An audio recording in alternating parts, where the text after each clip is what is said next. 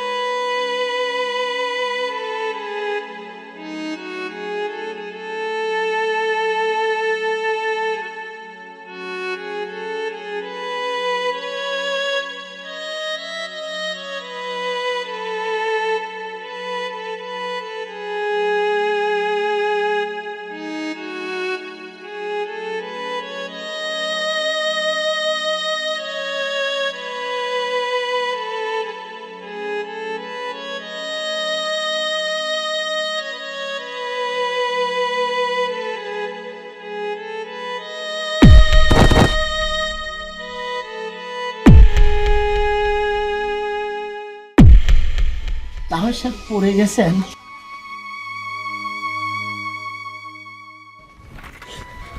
তাহলে সাহেব এইটা কি করতে চাও? সিসি, হ্যাঁ, কি ধরনের কথাবার্তা? বয়স্ক মানুষের সাথে কি বিশাল বিয়াদবি, হ্যাঁ? শোনো সাবাল, হাসার পরে তো তোমার বিয়াদবি দেখতেছি। তুমি এই মানুষটার দামই দাও না। শোনো, এই যে বাড়ি রয়েছাও না, এটি কিন্তু এই মানুষটারই বাড়ি। আর এই যে যার টাকায় ফুটানি মেরে খাইছাও, দাইছাও, পোশাক আশাক করতেছাও, এইগুলি কিন্তু তার সওয়ালের টাকা। শোনো, আমি এতদিন ভাবিছি তুমি একটা বিয়াদব। আসলে আমার ধারণা না ভুল। তুমি বিয়াদব না, তুমি একটা আস্ত জানোয়ার। একটা জানোয়ার হইলেই না একটা অসুস্থ বয়স্ক মানুষের সাথে এই ধরনের আচরণ করতে পারে।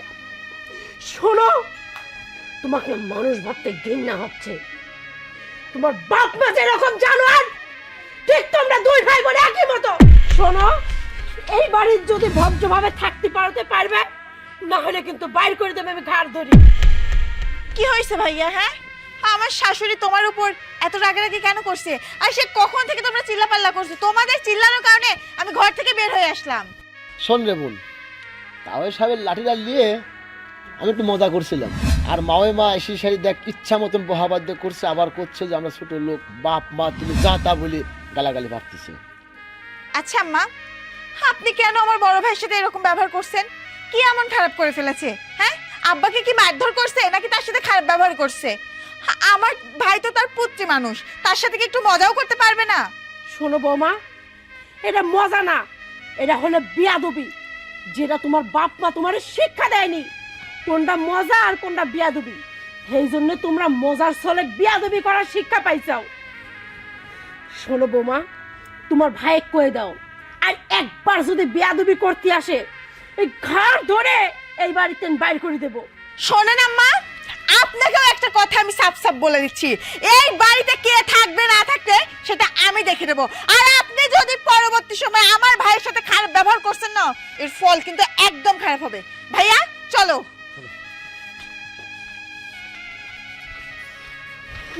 চলো যাই, এদের সাথে কথা কয়ে লাভ নেই।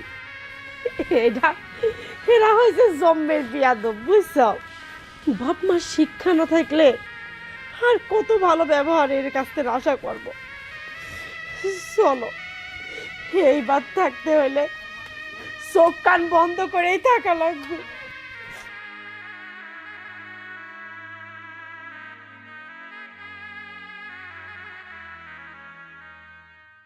ভাইয়া তুমি আমাকে কি এমন কথা বলবা যে বাড়ির ভিতরে বলতে পারলা না, তুমি আমাকে বাড়ির বাইরে নিয়ে আসলা? আসলে কি বোন রে, তোকে একটা কথা বলবো বলে করে বলা হয় না, তো শ্বশুর শাশুড়ির জন্য বলতেও পারে না। তা আমার খুব শখ একটা মোটর সাইকেল কেনার, তুই যদি কিছু টাকা দিতি একটা মোটর সাইকেল কিনতাম।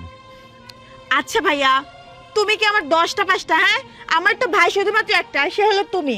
আর তুমি আমার কাছে একটা আবদার করবা আর সেটা আমি পূরণ করব না? আমার শ্বশুর শাশুড়ি কি এমন হয়েছে হ্যাঁ যে তুমি তাদের ভয়ে আমাকে এসব কথা বলতে পারো না?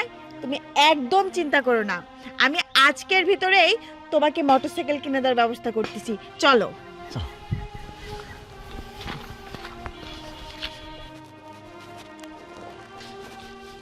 আম্মা, আম্মা শোনো, এদিকে আসেন,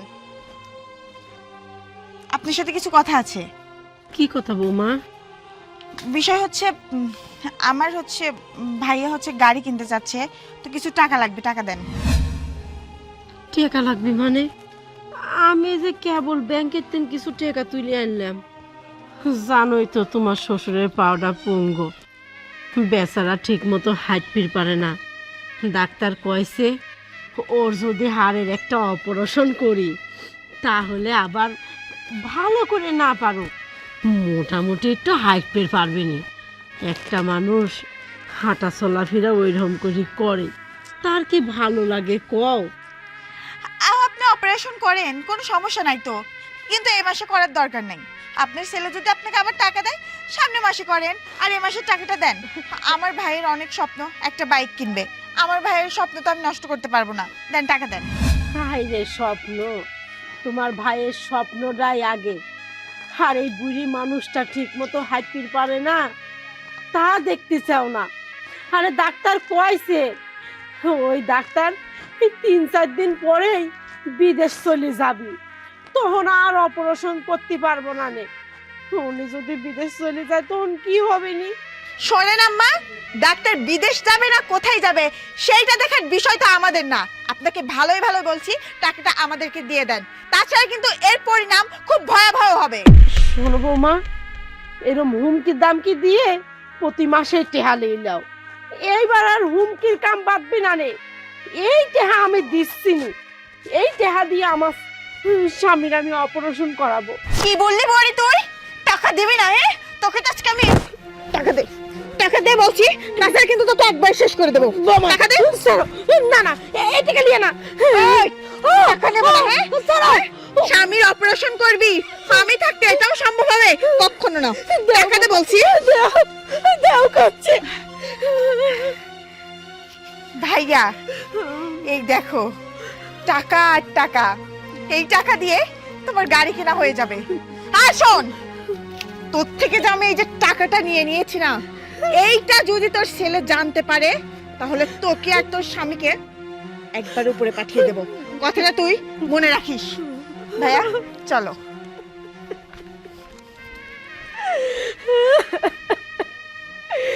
এই মানুষটা কত আশা করে রয়েছে, ওর 2-3 দিন পরে অপারেশন হবে, ও ঠিক মতো হাঁটতে পারবে, চলবে পারবে। এখন আমি কে জবাব দেব? তা আল্লাহ, তুমি একটা ব্যবস্থা করে দাও।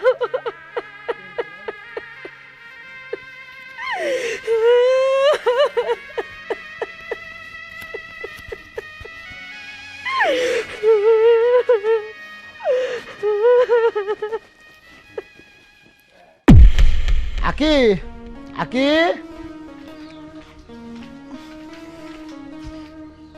কি হয়েছে ভাইয়া, কিছু বলবা?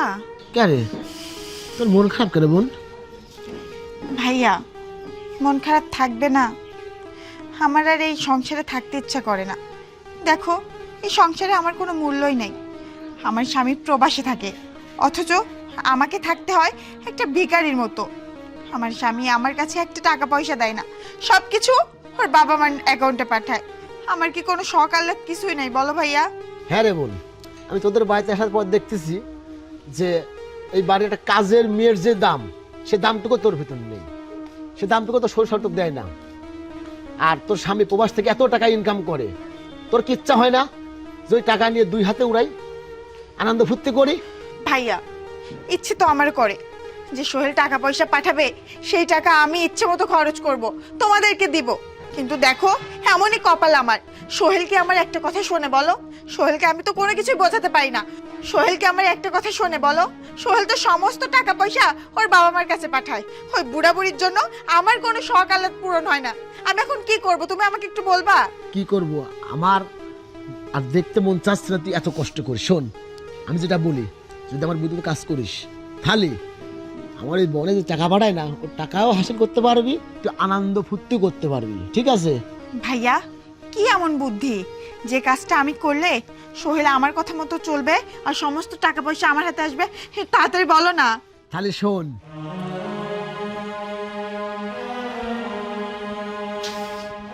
ভাইয়া তোমার বুদ্ধিটা কিন্তু মোটেও খারাপ না। এই বুদ্ধিটা যদি আমি কাজে লাগাতে পারি তাহলে আমাদের সাপও মরবে, লাঠিও ভাঙবে না। বলছি কি ভাইয়া, তাহলে আমরা কেন এত দেরি করছি? যত দেরি করব তত আমাদের জন্য লস। তাহলে চলো আগে এই কাজটাই সারি। চলো।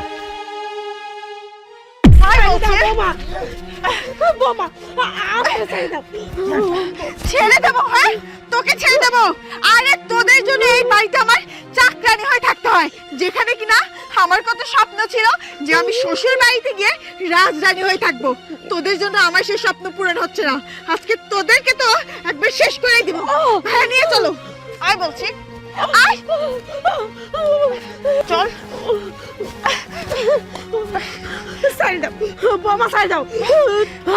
আমার কথা একবার মানো তুমি। ওই বেশি কথা বলছিস তাই না? চল, কথাই বলতে দেব না। চল।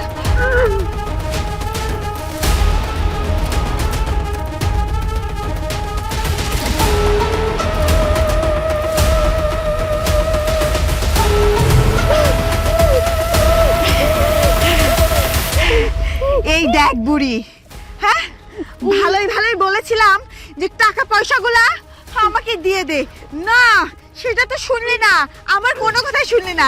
এই দেখ তোর জন্য, শুধু তোর জন্য না, তোদের দুজনের জন্য কত সুন্দর জায়গা করে রেখেছি। এখানে তোরা থাক, আমি আর কখনো তোদের থেকে আর টাকা পয়সা চাইবো না। বোমা মাফ করে দাও আমারে, আমার দুজনে যেদিক চোখ যাই আমরা চলে যাবো, আমারে মাফ করে দাও। ওই তোদের কোথাও যেতে হবে না, এত সুন্দর করে কবর খনন করা হয়েছে, এখানে তোদেরকে জ্যান্ত কবর দিয়ে রাখবো। এইখানে দুইজনে অনেক সুখে শান্তিতে থাকতে পারবি। ভাইয়া তাহলে দেরি কেন করছো? এক্ষুনি এই দুইটাকে কবরের ভিতর শোয়ে দাও। আমি বলছি শোন। ভাইয়া, ভাইয়া মাটি চাপা দাও। দিয়ে না বোমা, দিয়ে না মাটি, দিয়ে না বোমা, আমার বাঁচাও, মাটি দিয়ে না বোমা।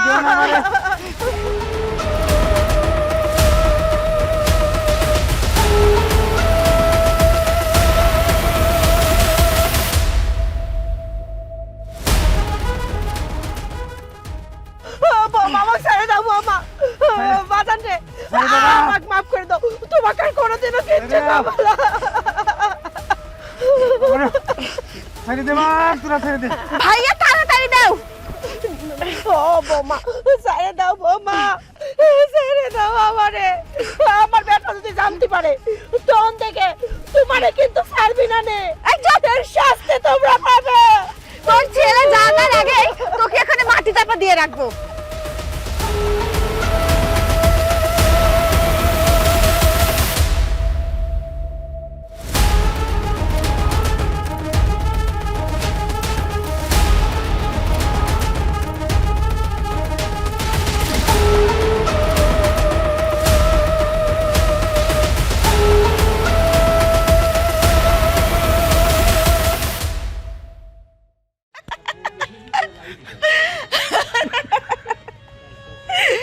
ভাইয়া আজকে যে আমার এত খুশি লাগতেছে আমি তোমাকে বলেই বোঝাতে পারবো না।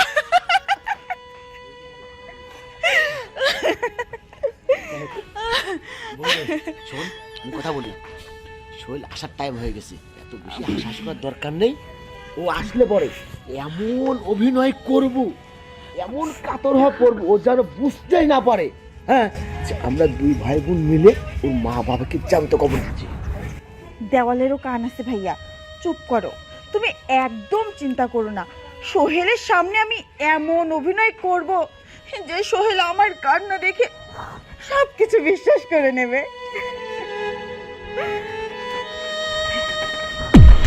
আখি, কেমন আছো?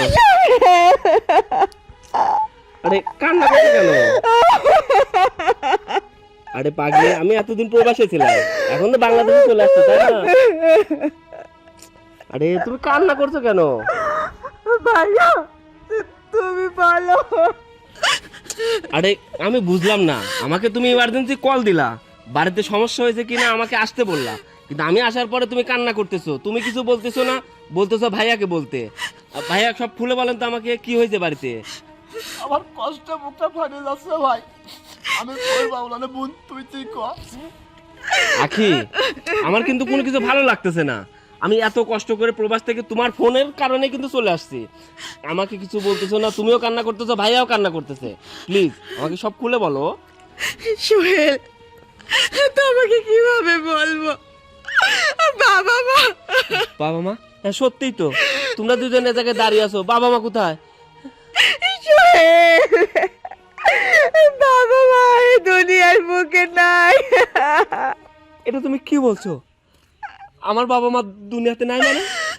বাবার মা একসঙ্গে মারা গেছে? ওই আমাকে তো ফোন করে একবারও বলনি আমার বাবা মা মারা গেছে। আমি কি করে তোমাকে বলবো বলো? তুমি যদি আমার এই কথাটা শুনে তোমার কোনো ক্ষতি হয়ে যেত, আমি তখন কি করে থাকতাম? সেই জন্য তোমাকে আমি খুব তাড়াতাড়ি দেশে আসতে বলেছি। কিন্তু আমার বাবা মার কি এমন হয়েছে যে আমার বাবা মা দুজন একসঙ্গে মারা গেছে? কি এমন হয়েছিল আমাকে বলো না। সোহেল, তোমাকে যে কি করে বলবো, মামি মা আর তাই বললো যে তোমার খালা বাড়ি বেড়াতে যাব, এই জন্য বাইর থেকে বেরোলো দুজন একসাথে। যাওয়ার পথে করইতলাতে অ্যাক্সিডেন্ট হয়েছে, অ্যাক্সিডেন্ট হওয়ার পরে হাসপাতাল থেকে ফোন দিছে যে দুইজনই মারা গেছে। পরে আমরা যাই সারি লাশ দুটো নিয়ে আসি, আমরা কবর দিছি। ভাই, এটা আপনি কি শুনালেন? এটা আমি বিশ্বাস করি না, আমার বাবা মা এভাবে মারা যাইতে পারে না, আমি এটা বিশ্বাস করি না। সোহেল, সোহেল, তুই কবে আসলি? আমি তো মাত্রই আসলাম। সবাই কান্নাকাটি করছিস, বুঝলাম না। আজকে তোর বর তো আজকে খুশির দিন, তুই কান্নাকাটি করছিস কেন তোরা সবাই? ভাই, এটা তুই কি বলছিস?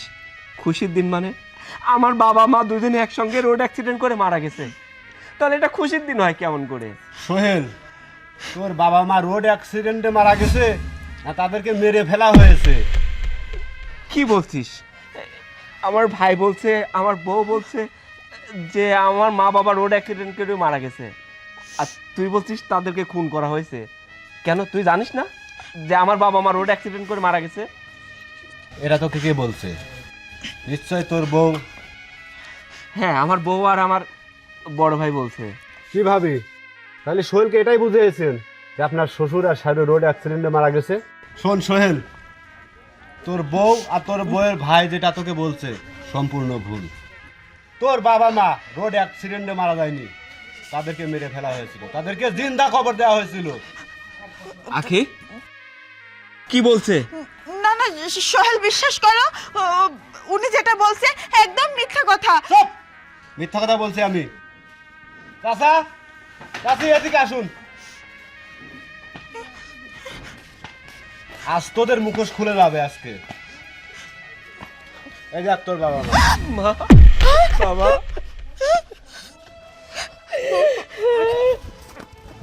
এবার কি বলবি? আবার সুন্দর করে বল। আমার মা আর বাবা রোড অ্যাক্সিডেন্ট করে মারা গেছে। কি কথা বলছিস না কেন? হ্যাঁ, তাই তো ছিল। তাহলে মরা মানুষ কিভাবে এখানে এসে পৌঁছালো? বল, কথা বলিস। কি বড় ভাই, আপনি কথা বলছেন না কেন? আপনি তো অনেক সুন্দর করে সাজিয়ে গুজিয়ে মিথ্যা কথা বলতে পারেন। আমার মা আর বাবা আমারই খালার বাসায় দাওয়াত খাইতে যাইতে রোড অ্যাক্সিডেন্ট করে মারা গেছে। আপনারা হসপিটালে নিয়ে গেছেন, তাকে চিকিৎসা করাইছেন, হসপিটাল থেকে তাকে বাড়িতে নিয়ে আইছেন, নিয়ে এসে আপনারা তাকে কবর দিছেন। আমাকে এই খবরটা দিতে চাননি, কারণ প্রবাসে যদি এই খবরটা আমি শুনতে পাই, আমি ওই দেশে কাজ করতে পারবো না, আমি ওই দেশে অসুস্থ হয়ে যাব।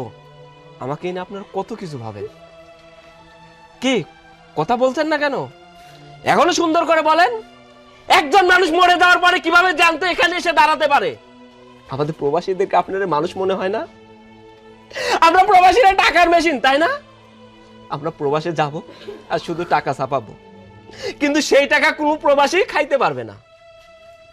আমরা সত্যিই টাকার মেশিন, যে মেশিন শুধু টাকা ছাপাইতে পারে কিন্তু নিজের কাছে ব্যবহার করতে পারে না। আমরা প্রবাসীরা এত কষ্ট করে টাকা উপার্জন করি, কিন্তু সেই টাকা আমার মা বাবাই খাইতে পারে না। আমাদের এত কষ্টের টাকা খায় আমাদের বউ আর বউয়ের গোষ্ঠীর যতগুলো লোক। আপনারা অনেক সুন্দর করে চলতেছেন, ভালো খাচ্ছেন, ভালো পড়তেছেন, ভালো ড্রেস পরতেছেন, ভালো ভালো খাবার খাচ্ছেন, কিন্তু আমার মা বাবা কি এমন অপরাধ করছে যে তাদের দুজনকে জিন্দা কবর দেওয়া হইলো? তাদের একটাই অপরাধ, তাদের ছেলেকে প্রবাসে পাঠাইছে। তাদের একটাই অপরাধ, তার প্রবাসী ছেলে টাকা তাদেরকে নষ্ট করতে দেয়নি। কারণ একজন মা বাবাই জানে একজন সন্তান কত কষ্ট করে টাকা উপার্জন করে। সেই কষ্টের টাকা তোমরা উড়াবা, সেটা সহ্য করেনি। শুধু টাকার জন্য আমার মা বাবাকে তোরা জিন্দা কবর দিছিস। আমার মা বাবাকে জিন্দা কবর দিয়ে আর আমাকেই ফোন করে বলছিস তাড়াতাড়ি বাড়িতে আসতে। আর বাড়িতে আসলাম আর সুন্দর করে মিথ্যা কথা সাজিয়ে গুজিয়ে বলছিস। আজকে যদি আমার এই ভাইটা না থাকতো, তাহলে আমি এসে আমার মা বাবাকে দেখতে পাইতাম না। তোরা জিন্দা কবর দিয়েছিলি, আমার মা বাবা মারা যাইতো। আর তোরা যেভাবে মিথ্যা নাটক সাজাইছিলি, সেটাই আমাকে বিশ্বাস করতে হইতো। কাল নাগিনি, তোকে তো আমি ক্ষমা করব না, তোদের দুজনকেও আমি জিন্দা কবর দিব। তুই কি ভাবছিস তোকে আমি ক্ষমা করে দিব? তোকেও আমি জিন্দা কবরই দিব। সব থেকে এই মানুষ রূপে জানোয়ারটার বেশি দোষ। এই জানোয়ারটার জন্যই এই সংসারে এত অশান্তি। এই জানোয়ারটার কথা শুনে তোর বউ তোর বাবা মাকে জিন্দা কবর দিয়েছিল। আর তোকে বলি শোন, এই বাড়ির আশপাশে তো দূরের কথা, আমাদের এই গ্রামে যেন না দেখি। যা এখান থেকে যা। ভাই, একজনকে তাড়াই দিলেই এর সমাধান আসবে না। আমি এই মতো মেয়ের সঙ্গে সংসার করব না। একেও বলেন ওর ছায়া যেন এই বাড়িতে আর কখনো না পড়ে, ওর মুখটা যেন আর আমি কখনোই না দেখি। সোহেল, তুমি আমাকে ক্ষমা করে দাও। আমি নিজের ইচ্ছায় কিছু করিনি, বিশ্বাস করো। তুই আমার কাছে ভুল করছিস, তুই আমার কাছে ক্ষমা চাচ্ছিস? যা আমার মা বাবার পায়ে ধরে ক্ষমা চা। যদি তারা তোকে ক্ষমা করে তাহলে আমি তোকে ক্ষমা করব। যা। আম্মা, আব্বা, আপনারা দুজন আমাকে ক্ষমা করে দেন। আমি যা করেছি আমার ওই অমানুষ ভাইটার কথাই করেছি, আমি নিজের ইচ্ছে কিছু করিনি আম্মা। বোমা, ওটো পাও সারো। সোহেল রে, ভুল তো মানুষই করে, ও না হয় ভুল করেছে। সংসার জীবনে একসাথে থাকতে গেলে কত কিছুই হয়, ওকে মাফ করে দে। আর এসব নিয়ে বাঁধাইস না।